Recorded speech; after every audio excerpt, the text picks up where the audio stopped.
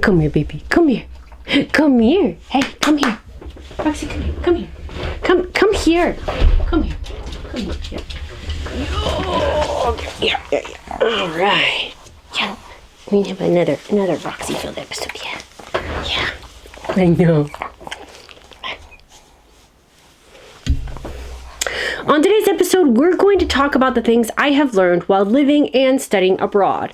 I've been living in Germany for 7 years now, and here are 5 things I've learned to be very true when both living or studying in another country.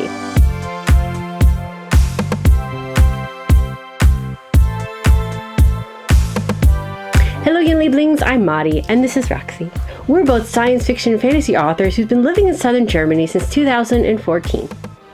Okay, that's not true, because she was born in 2020. No, 2019. Oh my god, you were born in 2019! Anyway, quick housekeeping, guys. Yes, the German/American movies comparison thing is still on track. I was just sick this last week and didn't have the energy to do the amount of editing necessary for the type of episode I want to do. What is this? Probably hear it in my voice, I'm still sick. The first episode will be covering science fiction because, you know.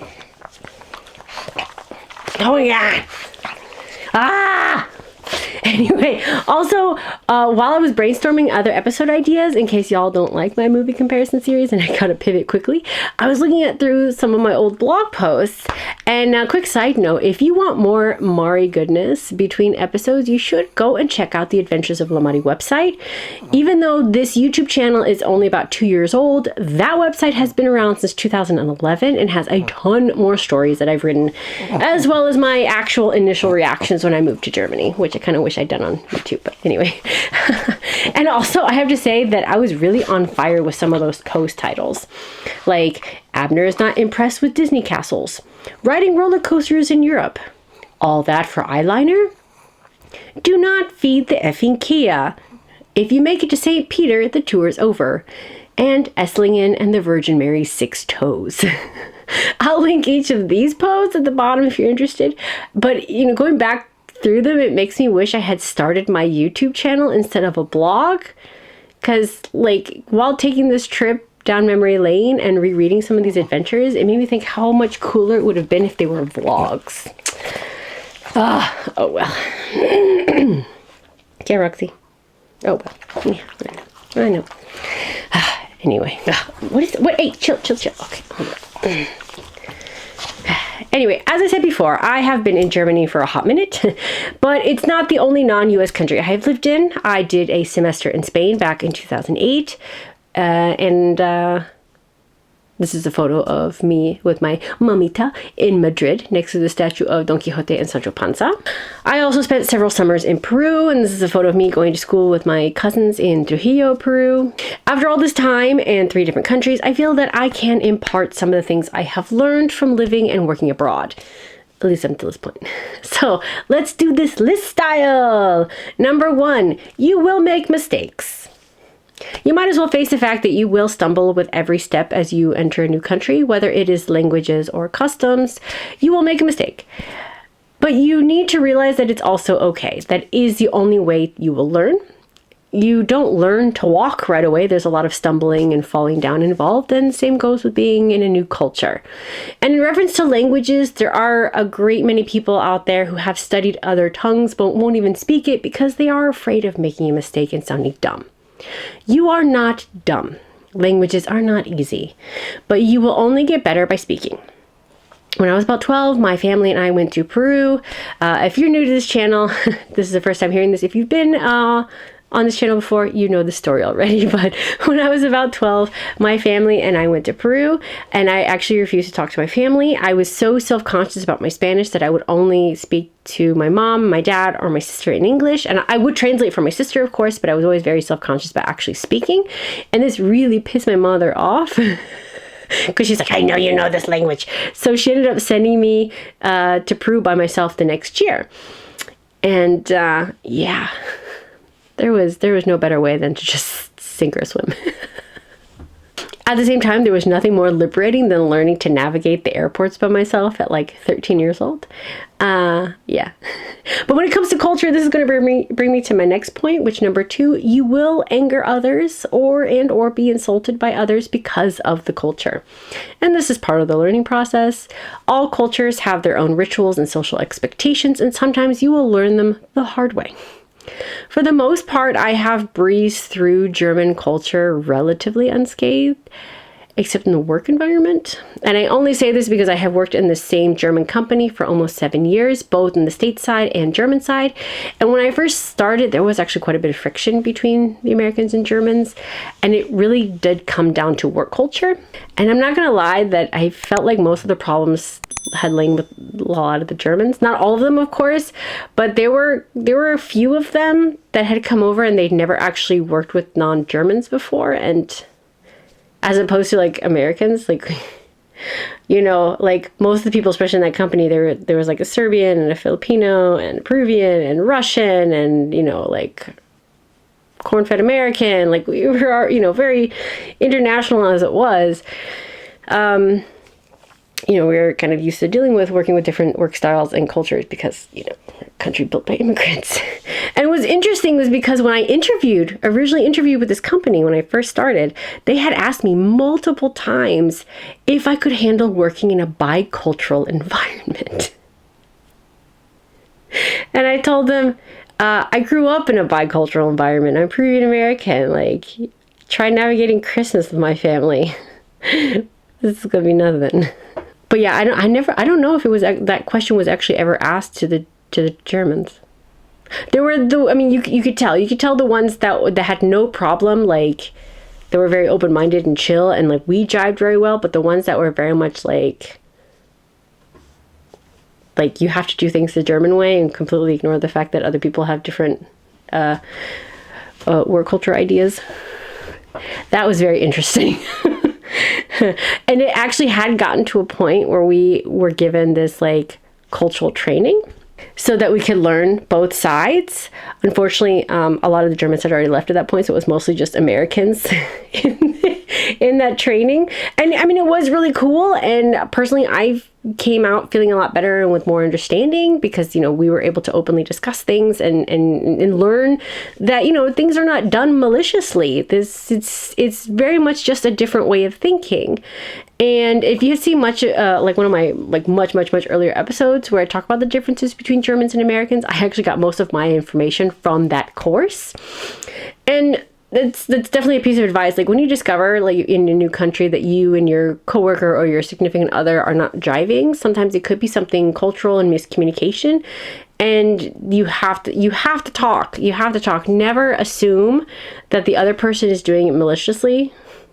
Unless you find out that they are, and obviously that's very different. But like, I always try to assume that the person isn't doing it maliciously. And so just by talking to them and trying to understand the hows and the whys, it, you know, really helps understand like, or even be able to explain on my end. So you can understand how our culture does certain things, and then you can also ask people from these other cultures. And literally, that's the whole point of this channel. I mean, I try to offer insight from at least one American about why we do the crazy things we do, but I also try to open the floor for others to also chime in.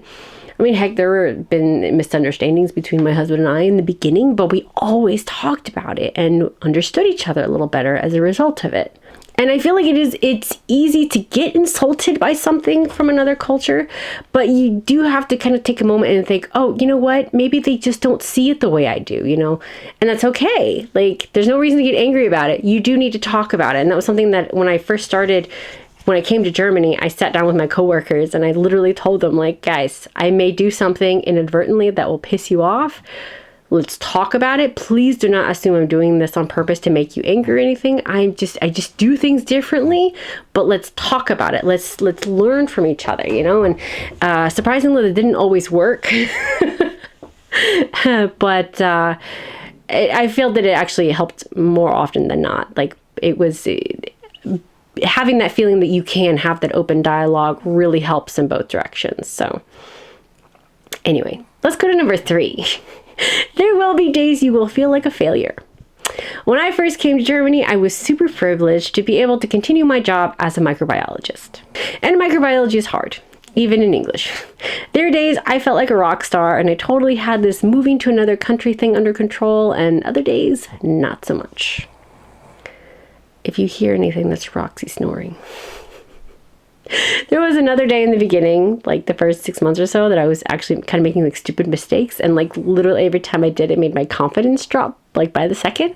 It was only like 2 mistakes and they were easily fixable mistakes, but literally by the second time I was doing this, I actually started crying at the lab bench because I was also, super tired. I'd been in this country for a few months, still trying to learn the language and the culture, and then I felt such a moron because this is something I should have known, and I felt like I was disappointing my coworkers, even though like these are like rookie mistakes, and but I'd only been there for a few months. Unfortunately, though, I had a really great pep talk from my team coordinator, who then told me to take a break, go walk it off, and what I was doing was performing a test that I had actually just not done for a while, and I was learning a more complicated concept at the same time, and of course it was all in German. And after taking a breather, stepping away from it for a few minutes, I was able to finish the test, and it turned out perfect. So in the end, it wasn't the end of the world. And while I was feeling down, I realized that I shouldn't be so hard on myself. And maybe I was a little too confident or whatever before, but I also was not a complete failure. Like, moving to a new country and making any progress is a win. So never consider yourself a failure. You'll feel that, you may feel like it, but don't let yourself believe that for a second, because you are very brave for doing it. Go you. Number 4, you will find yourself missing the strangest things. So every once in a while, I'll see a post on Facebook about something from my childhood. Like there was this one post that I saw a while back on a friend's Facebook page concerning Pop-Tarts. And of course, the joke is that unfrosted Pop-Tarts are an abomination. Full stop. Seriously, who decided it would be a good idea to make unfrosted Pop-Tarts? And of course, after I saw it, my brain went, oh my God, you need Pop-Tarts. Granted, this is way back when I first moved to Germany. And when I told, again, this is a while ago, and I told my mom this, her immediate response was, but you haven't had Pop-Tarts in years. And I knew she was right, but logic isn't my strongest suit. And of course my brain was like, no, but I must eat the processed food of my childhood. And yeah, she thought it was funny and then asked me which ones I wanted, which is strawberry and s'mores, by the way, in case you're wondering. The point is, it's okay to miss things, and it's okay to miss home, and it's okay to miss Pop-Tarts. It's kind of part of that whole homesickness. You're going to want the most random things because it hits you right in the nostalgia. And then you'll try that Pop-Tart and remember why you stopped eating it. But, at least for that moment, you'll be in that feel-good state of your childhood memories. And sometimes when you're living abroad, you'll need that good feeling, that taste of home. And last but not least, number 5, you will find new favorites. This is something my mom had to learn very quickly when she moved from Peru to the States in the 80s. There was nothing Peruvian in Indiana at that time, and if she wanted something from home, she was going to have to make it herself. The problem is, even getting some of those ingredients was rather impossible, so you have to improvise. My mom invented her own version of papalo huancaína, for example. It doesn't taste like what you would get in Peru, but in my opinion, it's better. But the thing is, if you eat it expecting it to taste like the traditional dish, you may be disappointed. And the same can be said with things here in Germany, for example. They have their own colas. They take Afri-Cola or Fritz Cola, for example. When I first tried them, I had expected them to taste like Coca-Cola. They don't, so I wasn't impressed at first. But I find that it's best not to have that expectation and comparison. I think if you go in accepting that you are simply trying something new, something completely separate from what you've expected, you may find that you'll like it. My cousin, one of my cousins, Claudia, had actually come from Peru last month with her husband and her daughter and stayed with my parents for a month in order to get vaccinated. They tried my mom's papalo huancaína and they loved it. And they knew it wasn't going to be, it wasn't made with the same ingredients. And of course, were willing to try it kind of like it's its own separate thing, or its own separate version of it, and even asked for the recipe afterwards because it is the best. On the other hand, if I see Afri-Cola, I will buy it because, part of it is I don't really see it that often where I live, and both my husband really enjoy it.